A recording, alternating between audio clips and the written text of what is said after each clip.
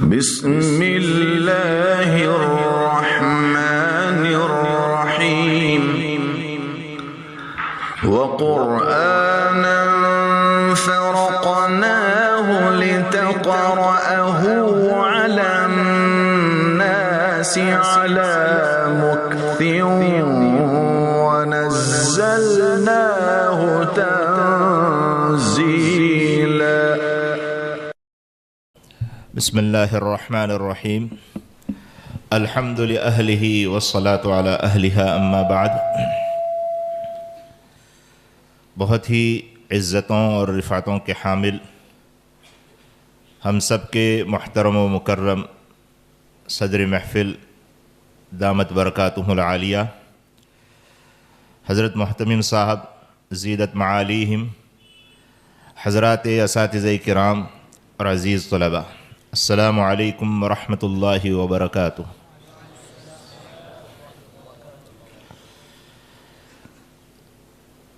ابھی ہمارے مکرم اور محترم حضرت قاری و مقری عبدالعزیز صاحب حفظہ اللہ تعالی جب تلاوت فرما رہے تھے تو وہ تلاوت ہی محفل کا مسک الختام تھا. صحیح بات تو یہ ہے. اور مجھے اس وقت لبید بن ربیعہ جو شاعر مخضرم ہے، زمانۂ جاہلیت بھی پایا ہے، زمانۂ اسلام بھی پایا ہے، اور غالباً زمانۂ جاہلیت میں کہا ہوا ایک شعر جس کی بابت جناب محمد رسول صلی اللہ تعالیٰ علیہ وسلم نے فرمایا تھا کہ اصدق کلمۃ قالہا لبید، سب سے سچی بات جو کہی ہے شعراء میں وہ لبید نے کہی. اور وہ شعر بڑا مشہور ہے، الا کل شیء ما خلا اللہ باطل وکل نعیم لا محالۃ زائل. تو مجھے اس لبید کا ایک واقعہ یاد آ رہا تھا کہ غالباً حاکم کوفہ نے لبید کو بلا کر یہ پیشکش کی اور درخواست کی کہ کچھ اپنی شاعری سے کچھ اشعار سنائیں. تو انہوں نے اس وقت برجستگی کے ساتھ سورہ بقرہ کی چند آیات تلاوت کی. حاکم نے دریافت کیا کہ ہم نے تو آپ سے شاعری کا مطالبہ کیا تھا، تو انہوں نے کہا تھا کہ منحنی ربی عوض شعری، اللہ رب العزت نے میرے شعر کے عوض مجھ کو قرآن عطا کر دیا ہے. جب سے قرآن کی چاشنی میں نے چکھ لی ہے اور اس کی حلاوت پا لی ہے، تب سے میں نے شعر کہنا چھوڑ دیا ہے. تو اتنی خوبصورت تلاوتیں ہوئی، اور ان تلاوتوں پر مسک الختام کے طور پر ہمارے قاری صاحب نے نہایت ہی پرسوز اور پرکیف تلاوت کی.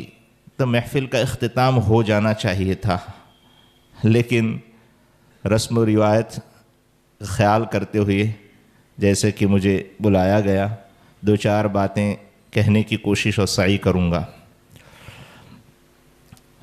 آج ہم سب کے لیے بہت ہی شکر کا موقع اور مقام ہے، اور ہماری یہ خوش بختی اور سعادت مندی ہے کہ اللہ رب العزت نے ہمیں اس محفل قرآن میں پہنچایا. یہ محفل سج رہی ہے لجنۃ ربیع القرآن کے تحت، اس پر سایہ فگن ہے لجنۃ ربیع القرآن. واقعتاً ہم مجلس کے آغاز سے لے کر اختتام تک قرآن پاک کی بہاریں لوٹ رہے تھے. اللہ رب العزت اس لجنہ کو ہمیشہ قرآنی علوم و معارف کی بہاروں کو لٹانے والی، لندھانے والی بنائے، اور ہر طرف سے ہر طرح سے اس کی حفاظت فرمائے. نیز ہماری یہ سعادت اور خوش بختی بھی ہے کہ آج ہم ایسے ادارے میں پہنچے ہیں جس ادارے کی طویل ترین خدمات ہیں. ہمارے نام جو خط آیا تھا اس کے سر ورق بلکہ لفافے ہی پر اس کی سن تاسیس ہم نے دیکھی 1880، سن عیسوی 1880، اور ہجری لکھی ہوئی تھی 1286. اس اعتبار سے 150 سال سے بھی زیادہ مدت مدیدہ اور طویلہ اس ادارے کو ہو چکی ہیں۔ ہماری یہ خوش بختی اور سعادت مندی ہے کہ ہم ایسی درسگاہ میں ہیں کہ پتہ نہیں اس درسگاہ میں کیسی کیسی عبقری اور قداور شخصیتیں یہاں قدم رنجا ہوئی ہوگی، بلکہ انہوں نے اقامت اختیار کی، فروکش ہوئی اور اپنے چشمہ فیض سے لوگوں کو سیراب کیا ہوگا۔ اس ادارے کی بڑی خدمات نہ صرف گجرات و ہندوستان بلکہ پورے عالم میں، یہاں سے محدثین، مفسرین، مفتیان، قراء اور پتہ نہیں کیسے کیسے دین کے پاسبان اور محافظ اس کی کوکھ سے جنم لے کر پوری دنیا کے اندر پہنچے ہیں اور دین کی حفاظت و صیانت کے ساتھ ساتھ اشاعت و ترویج کا کام کیا ہے۔ اللہ رب العزت اس درسگاہ کو بھی اور اس کے بغل میں جو جامعہ ہے وہ بھی بہت قدیم درسگاہ ہے، اور اس کے ساتھ ساتھ ساری ہی درسگاہوں کو اللہ تعالیٰ اپنے حفظ و امان میں رکھیں اور ہمیشہ بافیض رکھیں۔ بزرگوں، دوستوں اور عزیز بھائیوں، ہم قرآن کی اس پاکیزہ نسبت پر جمع ہیں۔ قرآن پاک جس وقت نازل ہو رہا تھا اس وقت سے اس کے الفاظ، اس کے معانی، اس کی تفاسیر، اس کے احکام، اس کے اسرار، اس کے حکم، اس کے معارف کی حفاظت و صیانت اور اشاعت و ترویج کی ہم سب کے محسن سید الاولین والآخرین حضرت محمد صلی اللہ تعالیٰ علیہ وسلم کو بڑا فکر لاحق تھا۔ چنانچہ تاریخ نگاروں نے لکھا ہے، عظیم مورخ حضرت مولانا قاضی اطہر مبارک پوری صاحب رحمہ اللہ تعالیٰ نے اپنی کتاب خیر القرون کی درسگاہوں میں لکھا ہے کہ ہجرت عامہ سے 2 سال قبل حضرت نبی پاک علیہ الصلاۃ والسلام کی فکر و توجہ کی بنیاد پر مدینہ منورہ میں قرآن پاک کی تعلیم کی 3 عظیم درسگاہیں قائم ہو چکی تھیں۔ ایک درسگاہ شمال میں تھی جس کے روح رواں یا وہاں کے معلم حضرت مصعب ابن عمیر رضی اللہ تعالیٰ عنہ تھے، جن کی بارگاہ میں بڑے بڑے صحابہ کرام پہنچتے، کسب فیض کرتے اور قرآن کی تعلیم میں لگ جاتے تھے۔ ایک جنوب میں تھی جس کے معلم رافع بن مالک عجلانی رضی اللہ تعالیٰ عنہ تھے، وہ بنو زریق سے تعلق رکھتے تھے۔ وہاں ایک مسجد بھی تعمیر ہوئی، وہ وہاں کے امام بھی تھے، وہاں بھی حضرات صحابہ کرام یا وہ حضرات جو حلقہ بغوش اسلام ہوتے وہاں جا کر ان سے استفادہ کرتے۔ اور ایک اور درسگاہ تھی جو بڑی مشہور درسگاہ تھی، حضرت سالم بن مولا ابی حذیفہ رضی اللہ تعالیٰ عنہما، جس کے معلم تھے نہایت ہی خوشگلو، نہایت ہی خوش الحان اور بہترین تلاوت کرنے والے تھے۔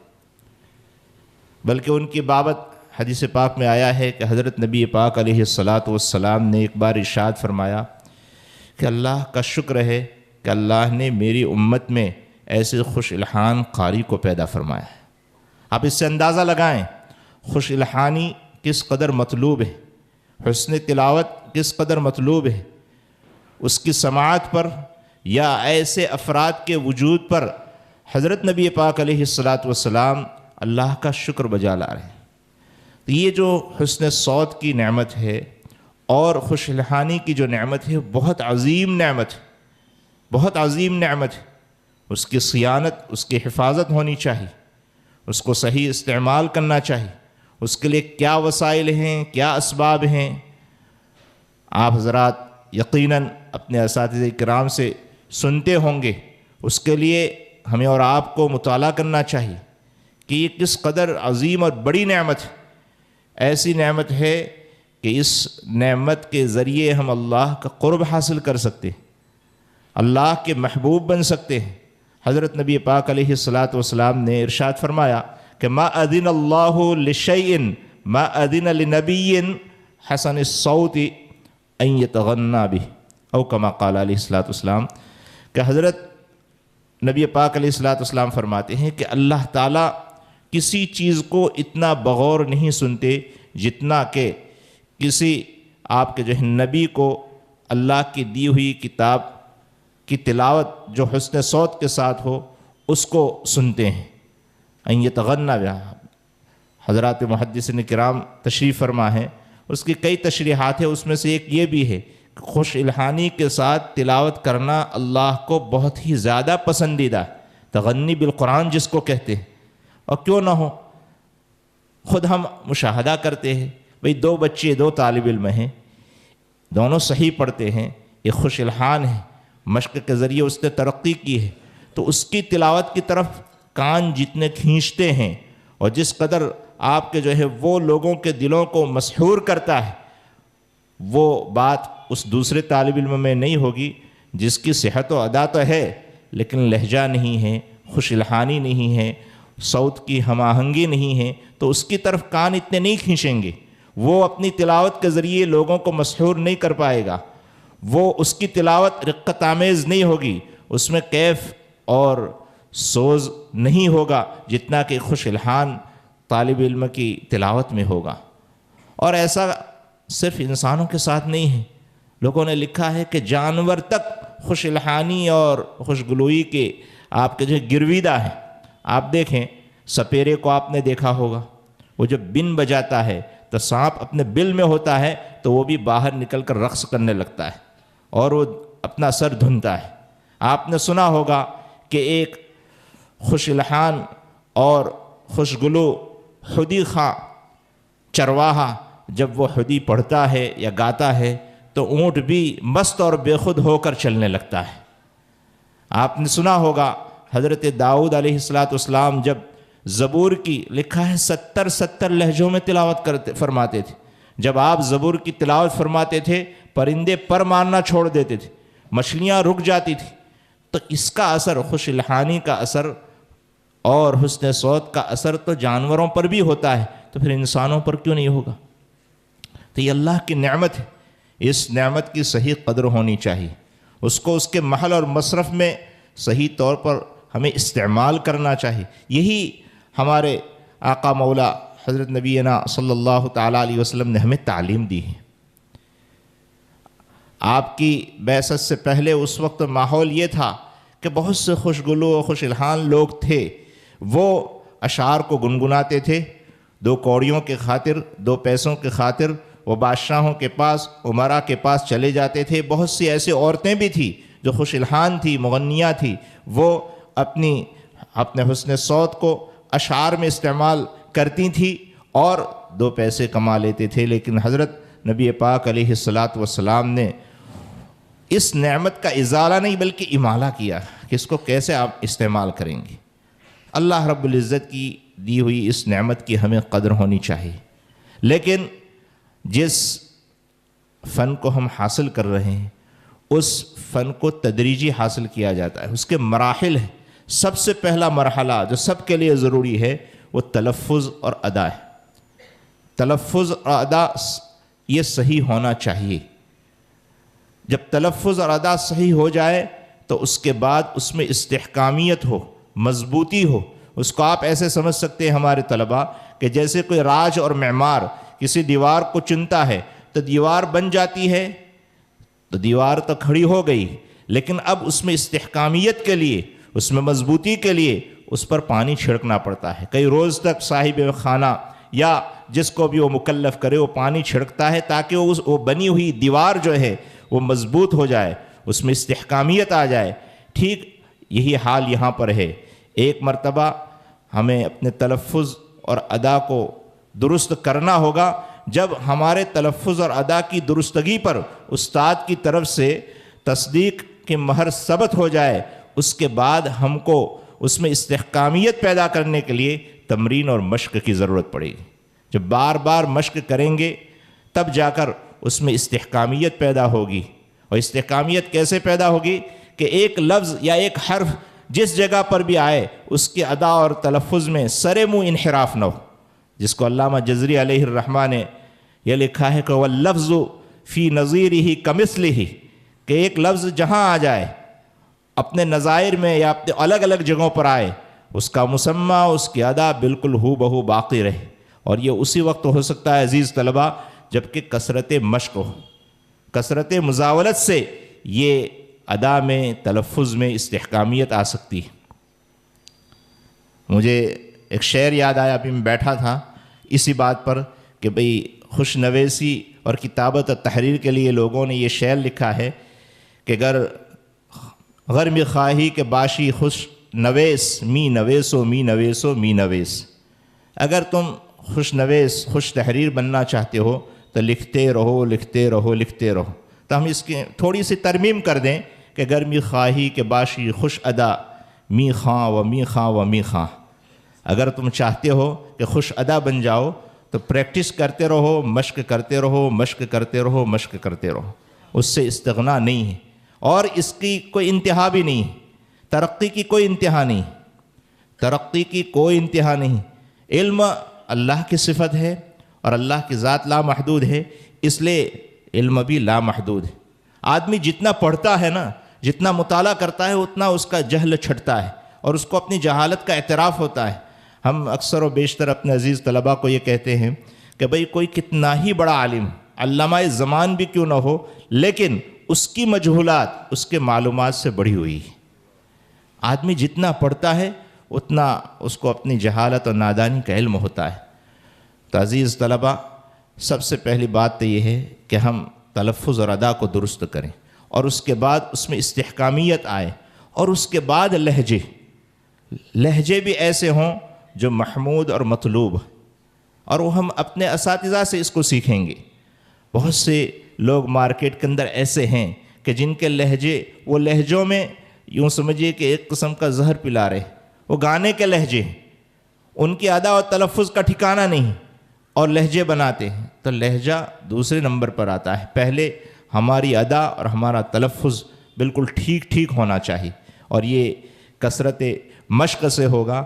بڑی خوشی ہوئی، بڑی مسرت ہوئی. الحمدللہ تجوید و قرات کا علم یہاں روز اول سے پڑھایا جاتا ہے. جیسا کہ ناظم جلسہ نے شروع میں یہ کہا کہ اس فن کی جانب اعتنا تو روز اول سے تھا.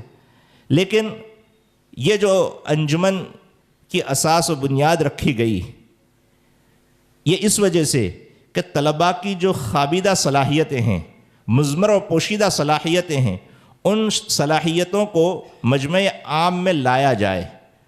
اور اس انجمن کا مقصد ایک یہ بھی ہے کہ اس کے ذریعے افراد سازی ہو. اگر اس طرح کی انجمنیں نہ ہوں تو افراد سامنے نہیں آتے، اندازہ نہیں ہوتا کہ کس میں کیسی صلاحیت ہے. انجمن کے پلیٹ فارم سے جب ہفتہ واری نشستوں میں وہ آتے ہیں تو تیاری کر کے اپنے اندر کے جوہر کو پیش کرتے ہیں، اور پھر سال کے اختتام میں ضمنی مسابقے، پھر فائنل مسابقے. تو اس کے پلیٹ فارم سے طلباء کھل کر اپنی صلاحیتوں کو پیش کرتے ہیں، اور انتظامیہ کو بھی اور اساتذہ کو بھی یہ خیال آتا ہے کہ ہمارے پاس اتنے قیمتی لال و جوہر ہیں جن کو ہم مزید تراشیں تو اور زیادہ وہ ترقی کر سکتے ہیں. اور بڑی خوشی ہوئی، یہ دوسرا مسابقہ ہے، یہ اس کا دوسرا سال ہے انجمن کا. تجوید و قرات کا علم الحمدللہ جاری تھا، لیکن انجمن کا دوسرا سال ہے.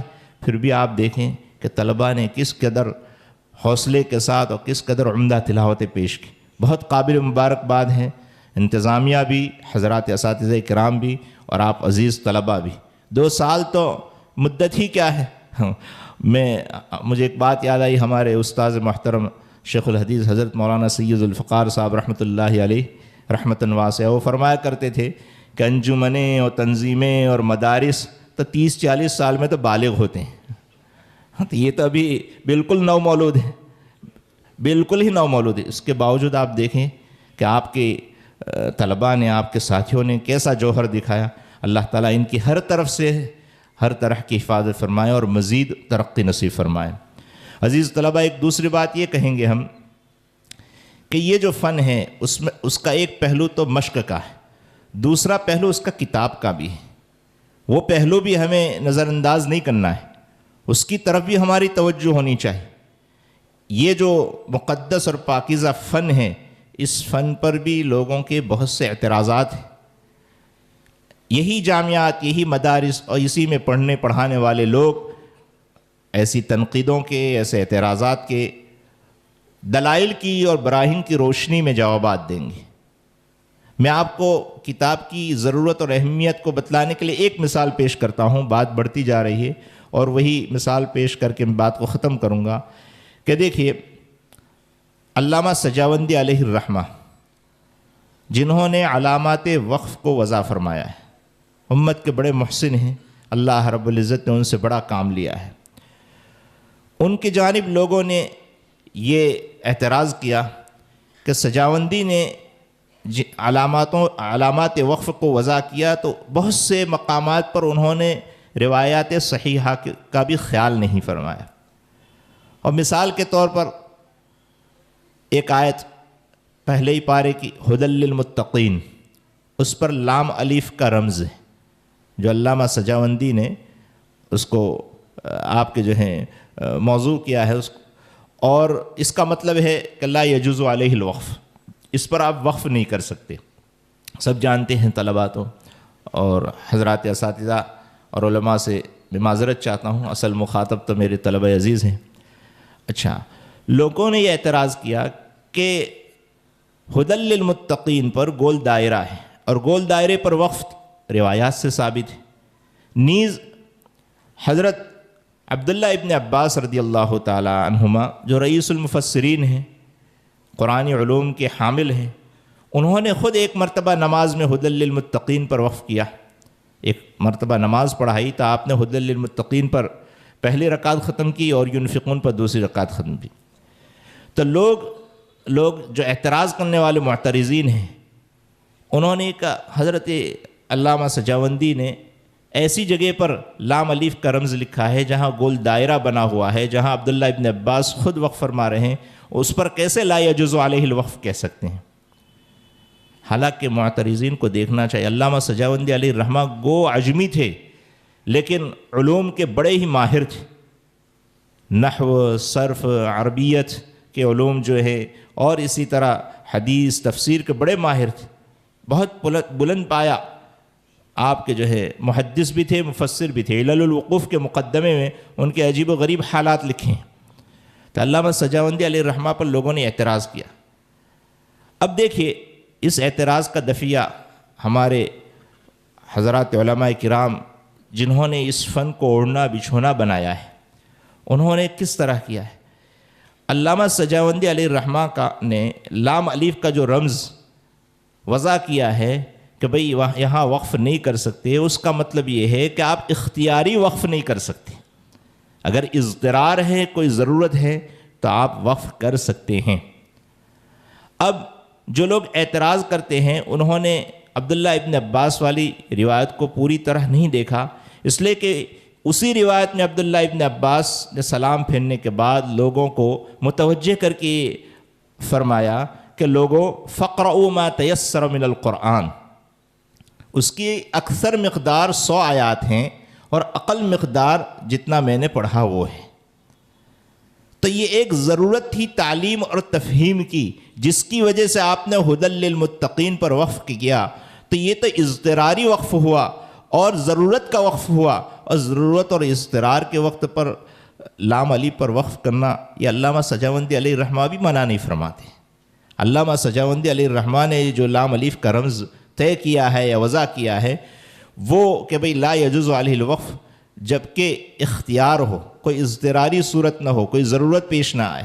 تو اس طرح ہمارے حضرات قراء اور حضرات علماء جنہوں نے اس فن سے اپنی قوی وابستگی رکھی ہے، انہوں نے اس طرح کے اعتراضات کا جواب دیا ہے۔ کہنے کا منشا یہ ہے کہ جب تک ہم کتابوں کو کھنگالیں گے نہیں، جب تک ہم اس فن کو پڑھیں گے نہیں، تب تک ہم معترضین کے اعتراضات جو ہیں اسی کے آپ کے جو ہے قائل ہو جائیں گے یا اسی کو ماننے لگیں گے۔ اس لیے کتاب کی طرف بھی اعتنا ضروری ہے، اور ادا اور تلفظ بھی کتاب سے سمجھی جاتی۔ یہ تو فنی بات ہے، لیکن ادا اور تلفظ کو سمجھنے کے لیے بھی کتاب کی عبارتوں کی ضرورت ہے، احتیاج ہے، اس لیے کتاب میں بھی محنت کرنی ہے۔ عزیز طلبہ، آپ نے کچھ محنت کی تو اللہ تعالیٰ نے یہ دن دکھایا کہ آپ برسر مجلس اپنے خابدہ صلاحیتوں کو اجاگر کر سکے اور پیش کر سکے۔ مزید محنت کریں گے تو مزید ترقی ہوگی۔ الجد یدنی کل امر شاسعی والجد یفتح کل باب مغلقی۔